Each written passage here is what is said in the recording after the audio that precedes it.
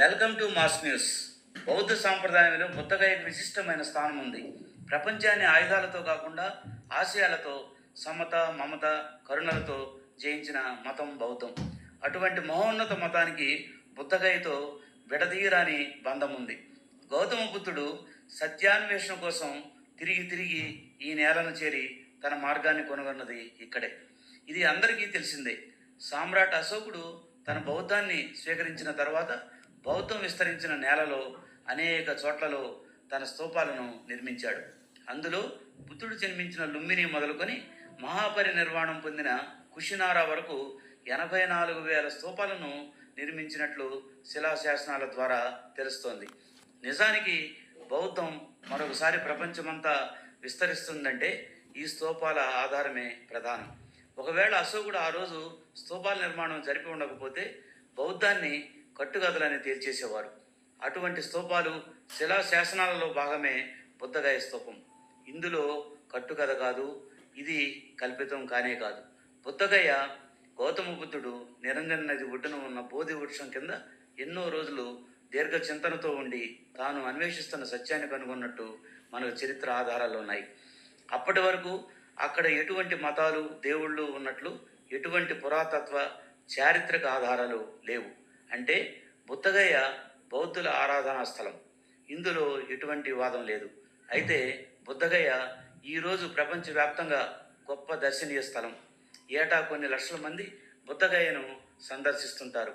అయితే ఈరోజు బుద్ధగయ మరొకసారి చర్చలోకి వచ్చింది.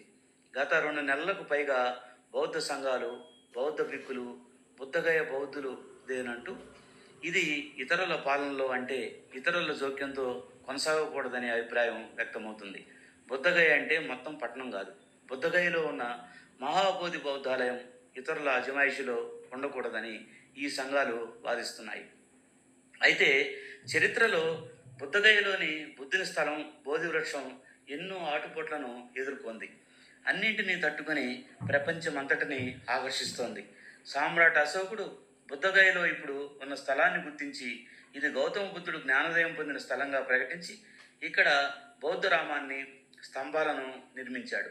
దీనితో ఇది గౌతమ బుద్ధుడు జ్ఞానోదయం పొందిన స్థలంగా చరిత్రలోకి ఎక్కింది. గౌతమ బుద్ధుడు ఆసీనుడైన స్థలంలో ఉన్న బోధి వృక్షం నుంచి వేరు చేసిన కొమ్మ నుంచి మళ్ళీ వెలిసినట్టు చెట్టుగానే భావిస్తున్నారు. ఎందుకంటే అనేక సార్లు ఈ చెట్టు నరికివేతకు గురైంది. హిందూ మత పెద్దలు, ముస్లిం పాలకులు, రాజులు అనేక సార్లు ఈ ప్రదేశాన్ని రకరకాలుగా విధ్వంసానికి గురి చేశారు. బౌద్ధం క్రమక్రమంగా వెనకకు తగ్గిన కొద్దీ ఈ ప్రదేశం కూడా నిరాదరణకు గురైంది. ఆ తర్వాత కొద్దిమంది మహాబోధి బౌద్ధ ఆలయంలో ఆవరణలో ఒక శివలింగాన్ని స్థాపించి తమ పూజలను నిర్వహించడం మొదలుపెట్టారు. అయితే మళ్ళీ ఇది తెర మీదకు వచ్చింది.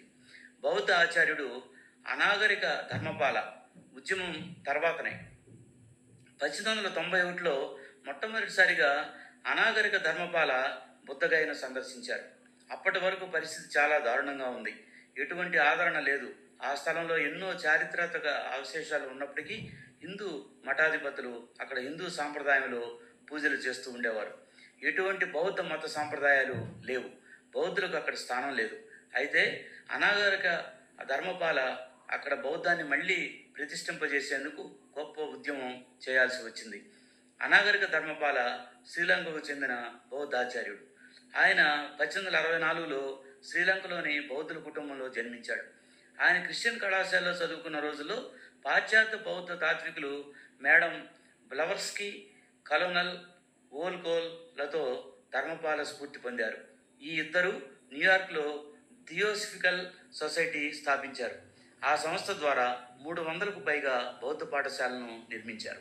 వారి స్ఫూర్తితో అనాగరిక ధర్మపాల బౌద్ధం కోసం తన జీవితాన్ని అంకితం చేయాలనుకున్నాడు. ముందుగా ఆయన బౌద్ధగయను సందర్శించారు. 1885లో మొట్టమొదటిసారి ప్రముఖ బౌద్ధ రచయిత లైట్ ఆఫ్ ఏషియా పుస్తక రచయిత సర్ ఎడ్విన్ అర్నాల్డ్తో కలిసి బుద్ధగయ వచ్చారు. ఆ తర్వాత ధర్మపాల ప్రపంచమంతా పర్యటించి మళ్ళీ 1891లో బుద్ధగయ వచ్చారు. అయితే ఒక యాత్రికుడు కాకుండా ఒక ఉద్యమ సారథిగా అక్కడే ఉండాలని నిర్ణయించుకున్నారు. తన కార్యస్థలం బుద్ధగయ అని, తన నివాస స్థలం కలకత్తాగా నిర్ణయించుకున్నారు. అప్పటి వరకు బుద్ధగయ హిందువుల ఆధీనంలోనే ఉండేది. దానిని విముక్తి చేయడానికి తన పోరాటాన్ని మొదలుపెట్టారు. హిందూ పూజారుల ఆధీనంలో నుంచి బుద్ధగయ బౌద్ధాలయాన్ని విముక్తి చేయాలని, దానిని బౌద్ధులకు అప్పగించాలని ఆయన కోర్టులో దావా వేశారు.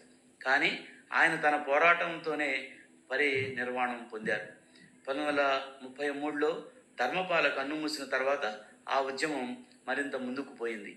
ఆయన స్థాపించిన మహాబోధి సొసైటీ 1949లో కొంత స్థలాన్ని అప్పగించారు.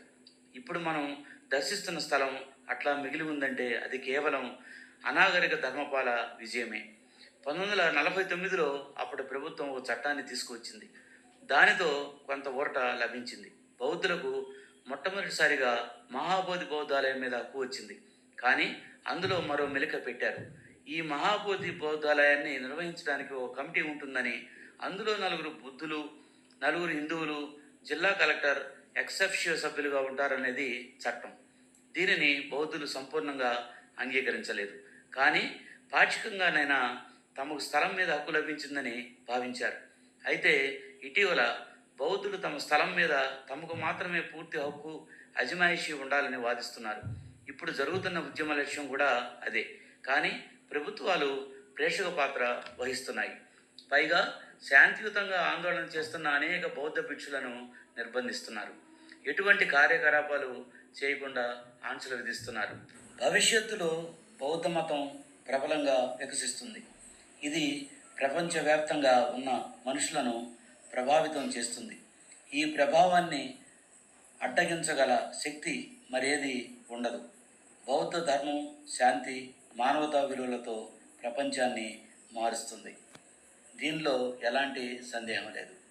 ధన్యవాదాలు.